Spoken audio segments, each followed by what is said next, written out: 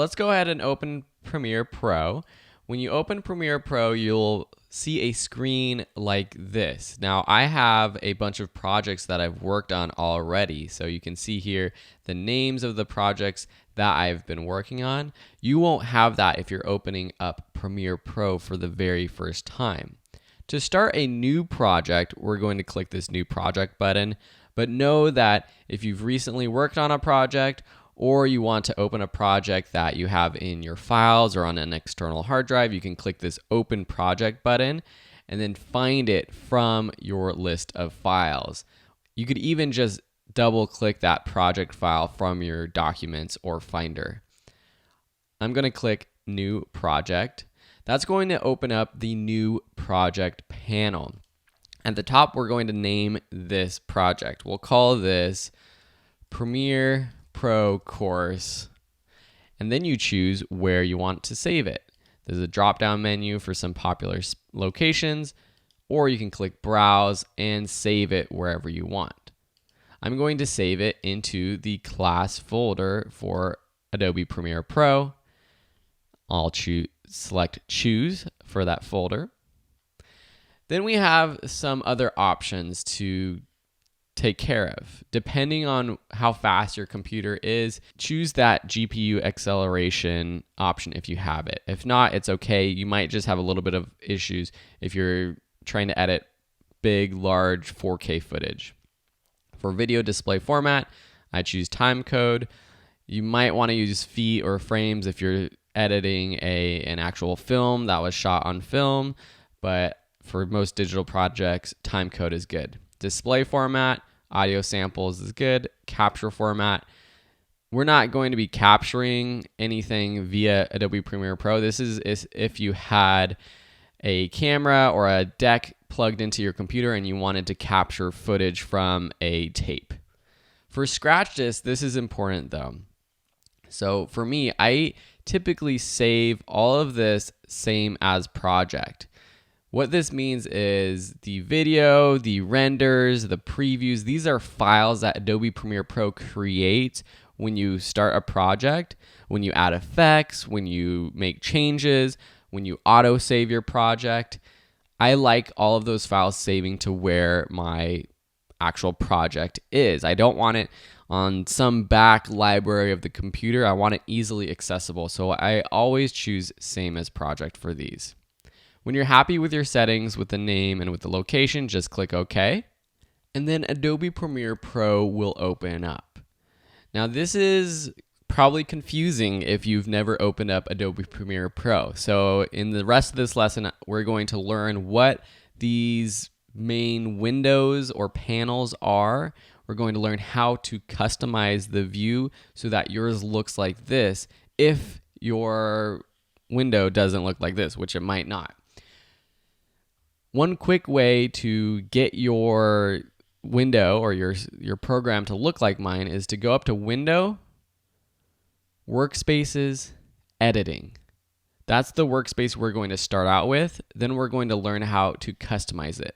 To understand what all these panels are, I'm going to open up the project we'll be working on for this course, which is this Anthony Carbajal short documentary. I'm actually going to start in the bottom left with our project panel. So all of these windows have panels. Some of them have tabs with other panels behind them. So see here, we have project in the front. Behind that is the effects. And if we click on the effects panel pops up. The project panel is basically your documents. It's your organization panel. It's where you import files. It's where you create new files like titles or graphics. And it's where you keep everything organized. Behind it, we saw this is the effects tab, and this is where we have all of our video effects, audio effects, and transitions. Right to the right of the project and the effects panel is this toolbar. This includes all the tools that you have available for editing your footage on the timeline, which is over here to the right.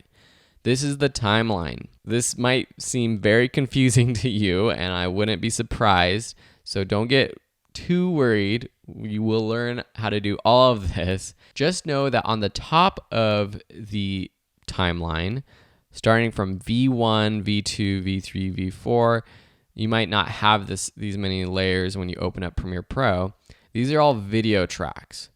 Below on the bottom half, A1, A2, these are audio tracks. You can adjust the size of the track and really any panel by hovering over the line on the edge of the panel or the track and clicking and dragging. You can see me doing that right here with this panel. So all of these things I can make smaller so you can see all the 3 audio tracks, and there's actually 9 video tracks that we're using. That's a lot. And it goes from 0 seconds to 1 minute. And you can see the seconds and the milliseconds right here. Over on the right are our audio monitor. So if I play through this, I'm just going to turn the audio off, but if I play through it, you can see the audio levels bouncing up. So this is a good audio monitor to use.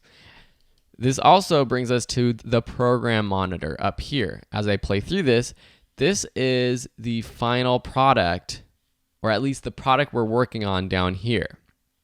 So everything we add to, and you can see Anthony being funny right here for the ALS Ice Bucket Challenge, threw on a bikini. He's a really out there, extroverted guy. I thought it would be funny, and we're gonna learn more about his story and what this project is all about throughout these lessons. So I don't want to give everything away yet, but just know he's a very extroverted, funny guy. So this, you can see we've added all kinds of things. We've added graphics, we've added transitions, we've added motion to photos, we've added, you can't tell, but we've added color correction, adjustment layers, titles, so many things to this track. And that's what all these different blocks are. Video tracks, graphics, titles, color correction layers. Don't worry, we'll learn all of it. And up here in the program monitor, that's where you see what's happening on your timeline. There's these buttons down here that allow you to control playing the video track. Pressing spacebar allows you to play or stop, or you can press these buttons too. And realize that I'm just skimming over a lot of these buttons. There's so many buttons that I'm not explaining right now. And I had taught a Premiere Pro course before where I tried to explain every button as I went through everything. That doesn't work that well. There is just too much going on. And so with this class, we're going to learn as we actually create and as we go on.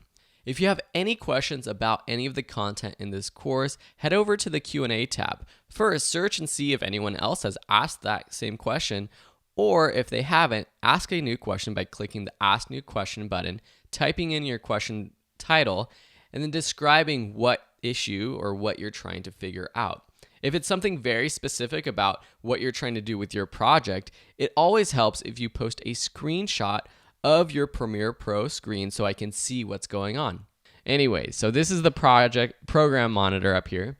And up here on the left, we have our source, effects controls, and audio track mixer. And you might not have audio track mixer, but I'll show you how to open those panels and close panels in just a sec. The source monitor is where you preview your clips. So down here, we have our folders of videos. If I open up our interview folder, I double click our first clip, and then it opens up into our source monitor. If I open up our music folder and open up a music clip, our music waveform clip pops up, open up here so we can check it out. Effects controls, this is where we actually change how effects look or the settings of an effect. So for example, I'm going to click this adjustment layer, or really any of these layers. So we have a video layer, and you can see when I click on that, you see a motion, opacity, time remapping, all these tabs open up. Some of these come included with every layer that you put on your timeline. Something like the Lumetri color effect, that's something that I added afterwards. That's an effect down here in the effects panel that we added.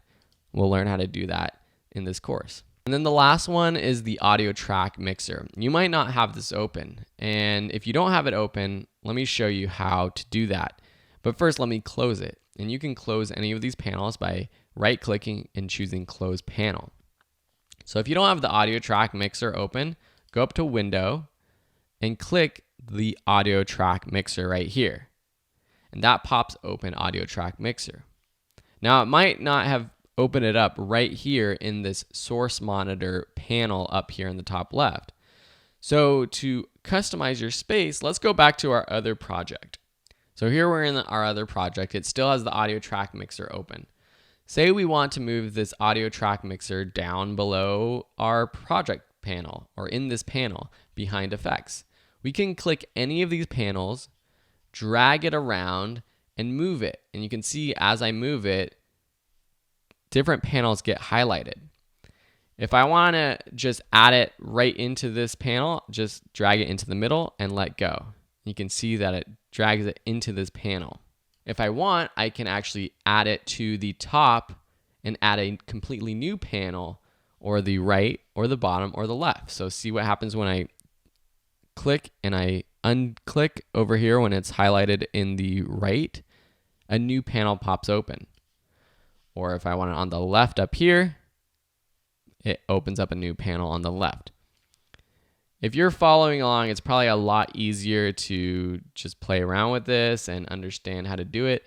You can resize, as I mentioned before. You can drag the tabs to the left or right to adjust the order of the tabs. Say I want audio track mixer before the effects controls, I can just drag it into the middle of those two panels. The goal with this lesson and moving into the next lesson is to set up your project to look like my setup right now. So you want your project panel with effects, you want your timeline down in the bottom right, the program up in the top right, and then the source audio track mixer, not the audio clip mixer, the audio track mixer, and the effects controls up in the top left. To save this workspace so that if it ever gets messed up, or if you ever add new panels or open new panels but want to revert to this setup, go to Window, Workspaces, Save as New Workspace. Click that, and then name your workspace and click OK. I already have one that's set up like this. It's called Phil's Single Monitor. It's basically the same setup. Effects controls is in the middle rather than over to the right. But now, whenever I want to go back to that Phil's Single Monitor setup, I can just click that Phil's Single Monitor. And you can see that I have Sam, Will. These are friends who have used my computer, or I've opened projects on their computers, and it saves those workspaces as well. Thank you so much for watching. In the next lesson, we're going to learn how to import and organize our footage.